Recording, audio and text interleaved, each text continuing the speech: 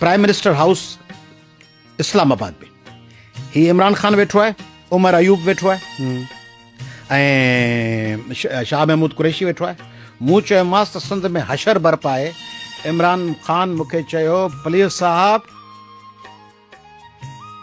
राजी नहीं है कि सिंध में तब्दीली है। मुझे कौन चे चले रहने दे इस बात, बस खत्म थी। हाँ चे राजी नहीं है कि सिंध में कोई तब्दीली है। ऐं उन वक़्तु फैज़ हमीद इमरान साहब खे तमामु घणो वेझो हो हाँ।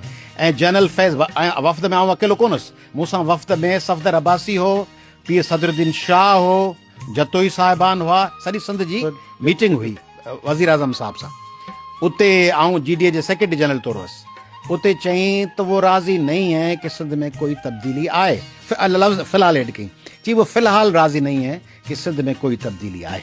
हाणे इहो छो राज़ी कोन हुआ, छाकाणि त बाजवा साहब सां डील थियल हुई ज़रदारी साहब जी त बाबा सिंध में तव्हांखे टच न कयो वेंदो। तीअं हींअर पीपुल्स पार्टी PMLN सां गॾु आहे ऐं हींअर पीपुल्स पार्टी खे चयल आहे त PMLN सां छेड़छाड़ न कजो, ॿियो जेको वणे सो कयो। तंहिंजे करे हींअर बि तय थियल आहे त पीपुल्स पार्टी सां छेड़छाड़ कान थींदी। इहो जेको आहे न इहो इनमें फिलहाल आहे या न? इहो हल्की फुल्की हाणे बि फिलहाल वारो लफ़्ज़ ख़तम। हल्की फुल्की जेका मौसीक़ी हूंदी आहे न, हिन में तव्हांखे यादि आहे हिकिड़ो ज़माने में असां सिंध में ॿुधाईंदा हुआसीं सभु